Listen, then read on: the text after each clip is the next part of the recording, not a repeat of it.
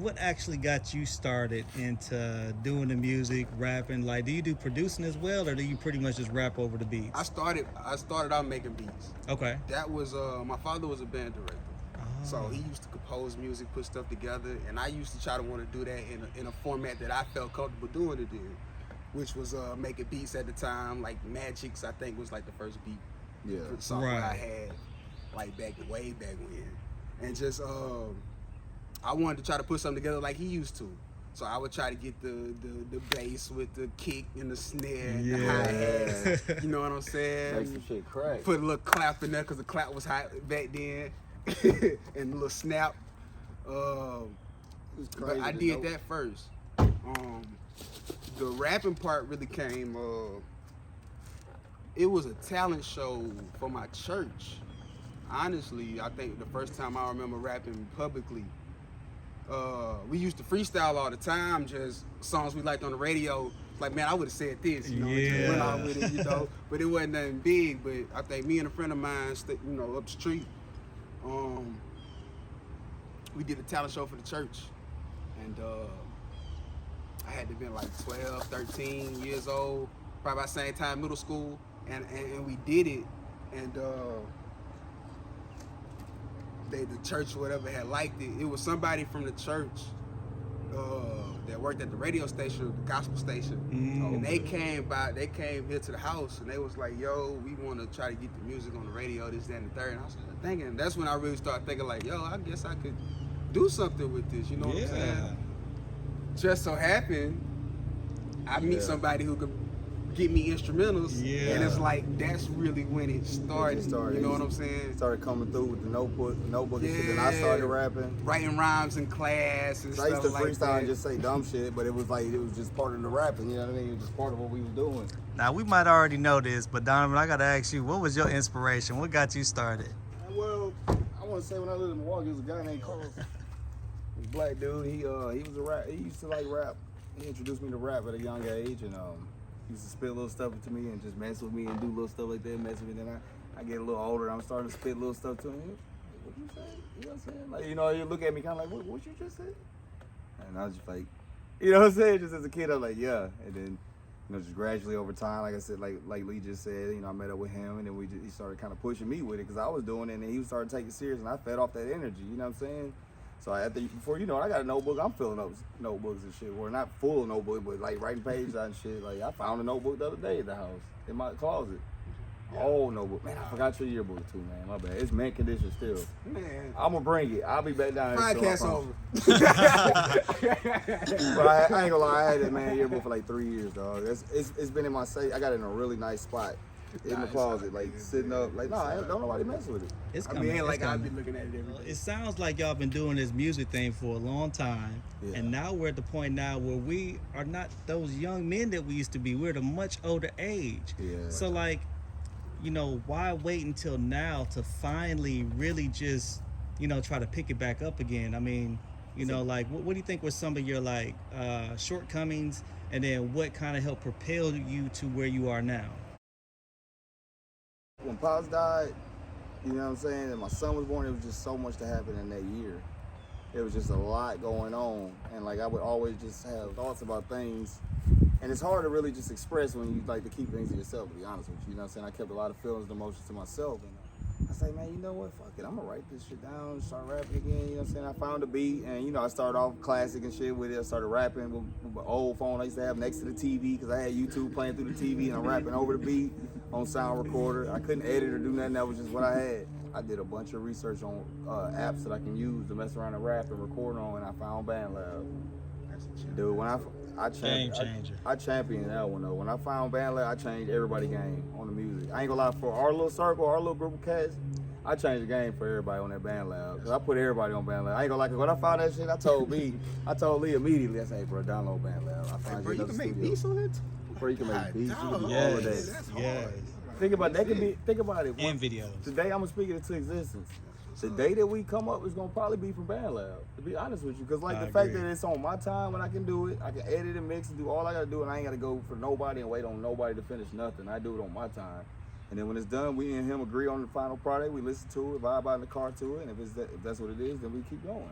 You feel me? Like it's just a structured method that I'm trying to apply to where it's just us making our own money. I don't want to pay none of these motherfuckers shit. Even if we run an indie, I don't want to pay nobody shit. The only thing I would want to pay is a beat. That's the only thing necessary. I don't want no production paid for it.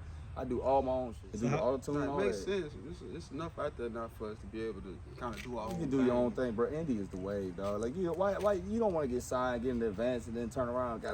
You putting pressure on yourself. Because now you got all this money. Now you got to bang it out. The question is that we know y'all started in middle school. Yeah. Oh, talking about why wait to now you're like, being much older. Yeah. I'm sorry. No, you fine. You fine.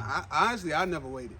Okay. I was trying to get it since middle school. Okay. But my personality never really allowed me to be as social as I wanted to be.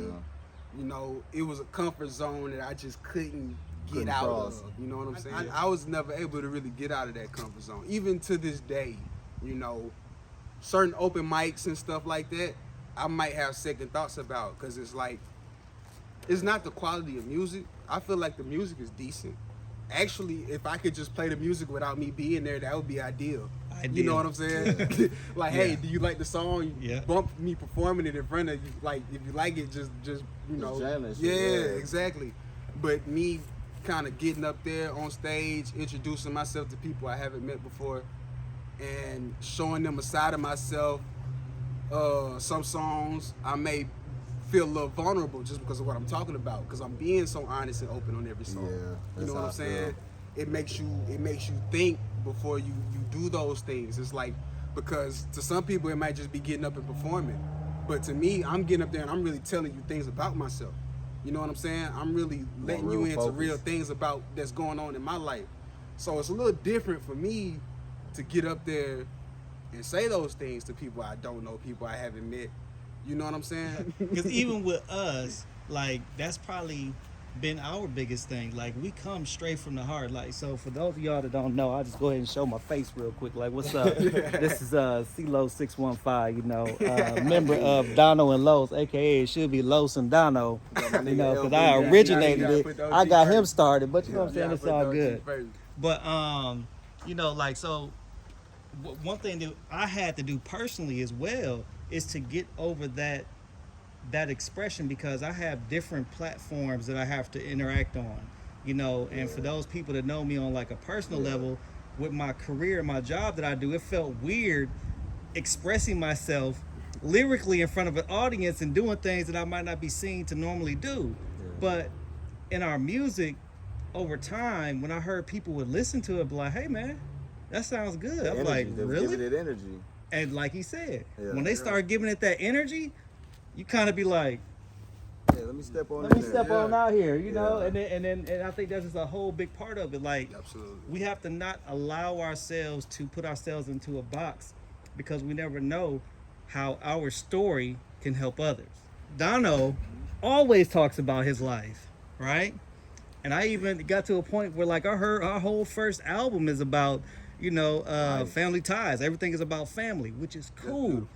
You know, but I was like, we got to talk about other things. But then I realized that some of the things that we say, when he started telling me, someone was like, man, when you said this, it did something. It meant something. So, like, sometimes us being vulnerable is what somebody else needs for that healing. So, you know, we got to, you know, we just got to go past. Like, that's the problem with a lot of people these days. They just want to hear cold beats and shit, because it's not like how it was for us. Like, coming up, I wanted to hear what they had to say. Like, the beat was hard, but the beat was the last thing you was worried about. When there was artists like Jay, Nas, Wu-Tang, and all them you wanted to hear specifically what they talking about. Yeah, the beat just made it that much sweeter. Yeah, if you like the beat coming in and you knew the artist who was coming on it, then you already knew what it was. It just kind of hyped you up even more. It's some heat. Oh man, they hopped on this. Oh, bet. Let's see. Back in the day, people was reciting lyrics more. Nowadays, niggas just remember beats and nod their head. It's all about quotes and memes and stuff like that. Like, you know, you say something that sound good, you don't necessarily gotta live by it or abide by it. You know what I'm saying? Yeah, but it's like, it's hard to get the type of music that we put out through everybody's ears to an extent, because it's like a lot of people really don't listen for that type of stuff that we aim for. But then again, that's where it boils down to where I do what I feel is comfortable with. I can't base my movement off what somebody else would think. You got to create your own like lane. you see how I be posting videos, snippets, just even before when I started, it was a mess. But then again, I had the courage to do it. I was like, you either like it or you don't. I like it, so I posted it. You follow me. I followed you because you followed me. I didn't chase you telling you to listen. Like you came across my shit. You know what I'm saying? So I do things based off of how I feel about the movement, or even out of respect out of the group, out of how we feel about it. So big question, the question of the day. So, you know, seeing where we've come from, the next big question is, where are we going? Man, I'm about to just really apply some pressure on this shit, because like I ain't gonna lie, the energy I caught off that video kind of really got me like, man. So shout out, what's the name of that video? Recollection. All right, y'all look IG, out for that on IG. Dono_414. Hard. Yeah. Hard. Appreciate it, man. Yeah. Appreciate it. Just a little Whole song video coming right now. soon, It's so y'all coming. can hear Los. That song Yeah. got effect if you want got to? another verse on there. If you got the energy for it, you tell me. It ain't nothing to me. If we got the room, we'll do it. Good. Hey, I can make the room. Oh, well, there it is. It's done. it is on camera. On camera, y'all heard that, and the handshake. It's I better be official. on it. Recollection. Hey Los, this really the year to level up, cause assets over liabilities is always a must. I just was tired of being broke though. This mindset, it helped me readjust. A couple tips from my brother really did come in. Collections coming soon. With all this music, Coming we soon. maximize our potential. Don't give him too much. Don't give him too much. Ooh, yeah, don't give him too much. Every time I wake up, I know my day'll be great. Then I check on my phone, tryna set up a play. Take a walk around the crib, cause I'm moving, I think I'm tryna come up with something greater. I'm pursuing a dream. Got conflicting emotions, hoping that nothing provoking. Soaking, but sorrows is something that you can't sip when you coasting. Either that or I'm spoken, open to sharing my feelings, but with no one to talk to, cause instrumentals to get them.